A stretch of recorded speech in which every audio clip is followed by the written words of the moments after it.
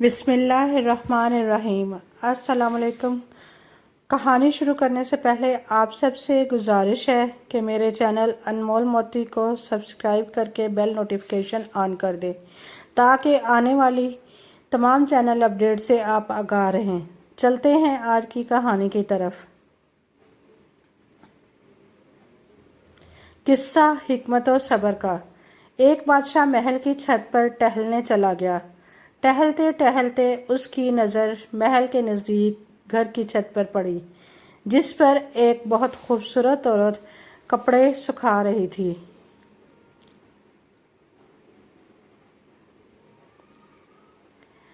بادشاہ نے اپنی ایک باندی کو بلا کر پوچھا، کس کی بیوی ہے یہ؟ باندی نے کہا، بادشاہ سلامت، یہ آپ کے غلام فیروز کی بیوی ہے۔ بادشاہ نیچے اترا۔ بادشاہ پر اس عورت کے حسن و جمال کا سحر سا چھا گیا تھا۔ اس نے فیروز کو بلایا۔ فیروز حاضر ہوا تو بادشاہ نے کہا، فیروز، ہمارا ایک کام ہے۔ ہمارا یہ خط فلاں ملک کے بادشاہ کو دے آؤ اور مجھے اس کا جواب بھی ان سے لے آنا۔ فیروز بادشاہ کو حکم سر آنکھوں پر، اور وہ اس خط کو لے کر گھر واپس آ گیا۔ خط کو اپنے تکیے کے نیچے رکھا، سفر کا سامان تیار کیا، رات گھر میں گزاری اور صبح منزل مقصود پر روانہ ہو گیا، اس بات سے لا علم کہ بادشاہ نے اس کے ساتھ کیا چال چلی ہے۔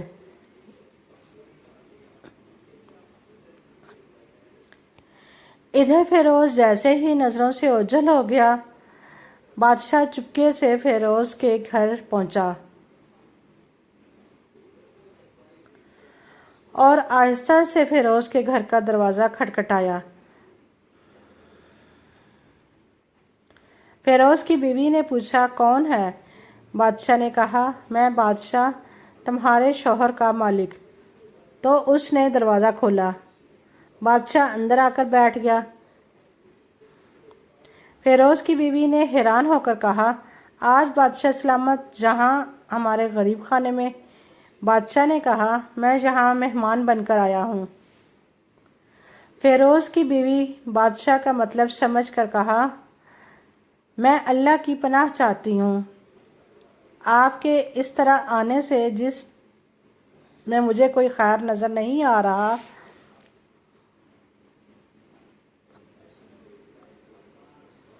بادشاہ نے غصے میں کہا، اے لڑکی، کیا کہہ رہی ہو تم؟ شاید تم نے مجھے پہچانا نہیں۔ میں بادشاہ ہوں، تمہارے شوہر کا مالک۔ فیروز کی بیوی نے کہا، بادشاہ سلامت، میں جانتی ہوں کہ آپ ہی بادشاہ ہیں، لیکن بزرگ کہہ کیے ہیں کہ اگر مچھر گر جائے کھانے میں تو میں ہاتھ اٹھا دیتا ہوں، اگرچہ کہ میرا دل کرتا ہے کھانے کو۔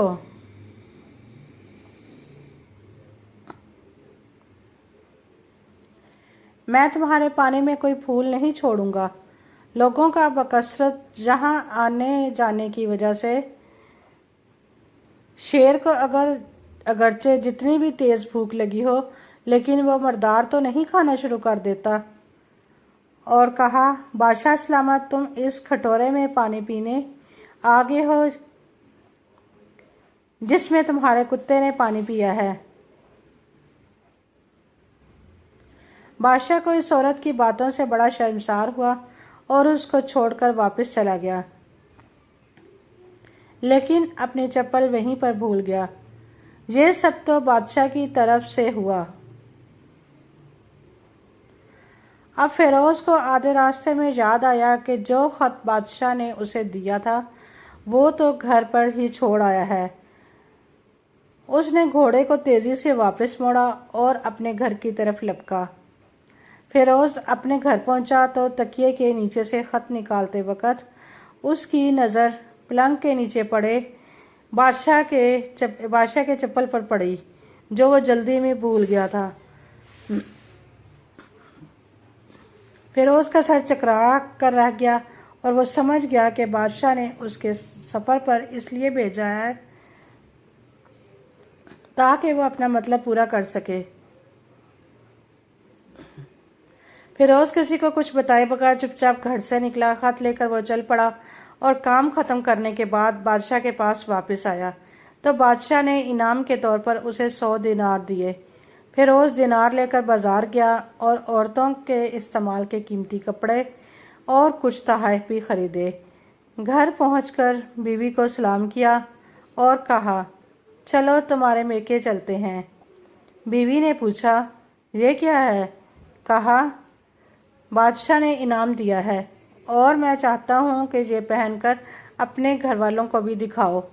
بیوی، جیسے آپ چاہیں۔ بیوی تیار ہوئی اور اپنے والدین کے گھر اپنے شوہر کے ساتھ روانہ ہوئی۔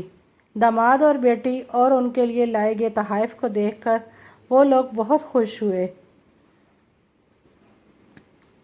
فیروز بیوی کو چھوڑ کر واپس آ گیا اور 1 مہینہ گزرنے کے باوجود نہ بیوی کا پوچھا اور نہ اس کو واپس بلایا۔ پھر کچھ دن بعد اس کے سالے اس سے ملنے آئے اور اس سے پوچھا، فیروز، آپ ہمیں ہماری بہن سے غصے اور ناراضگی کی وجہ تو بتائیں، یا پھر ہم آپ کو قاضی کے سامنے پیش کریں گے۔ تو اس نے کہا، اگر تم چاہو تو کر لو، لیکن میرے ذمہ اس کا ایسا کوئی حق باقی نہیں جو میں نے ادا نہ کیا ہو۔ وہ لوگ اپنا کیس قاضی کے پاس لے گئے تو قاضی نے فیروز سے کہا،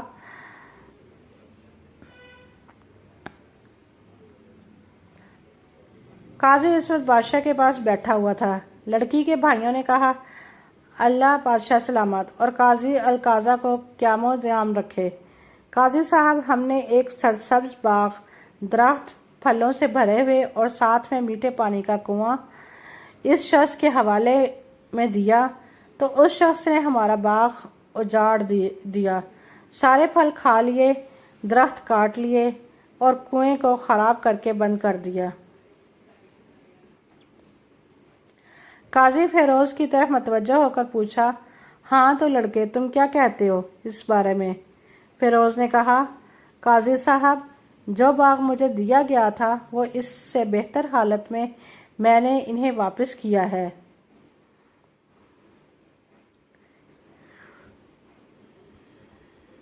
قاضی نے پوچھا، کیا اس نے باغ تمہارے حوالے ویسے ہی حالت میں واپس کیا ہے جیسے پہلے تھا؟ انہوں نے کہا، ہاں ویسے ہی حالت میں واپس کیا ہے، لیکن ہم اس سے باغ واپس کرنے کی وجہ پوچھنا چاہتے ہیں۔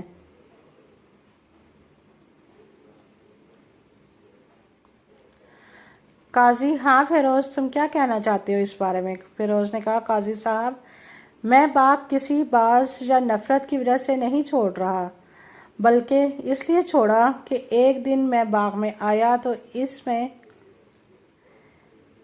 نے شیر کے پنجوں کے نشان دیکھے تو مجھے خوف ہوا کہ شیر مجھے کھا جائے گا، اس لیے شیر کے اکرام کی وجہ سے میں نے باغ میں جانا بند کر دیا۔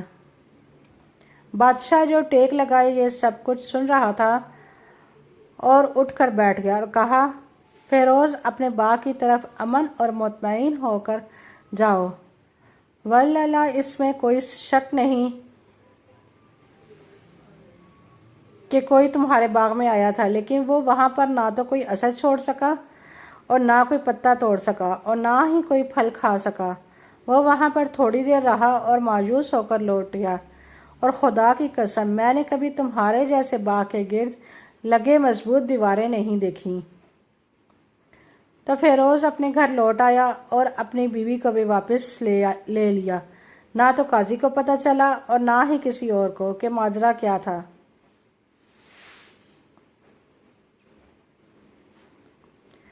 کیا خوب بہتر ہے اپنے اہل و عیال کے راز چھپانا اپنی، تاکہ لوگوں کو پتہ نہ چلے۔ اپنے گھروں کے بھید کسی پر ظاہر نہ ہونے دو۔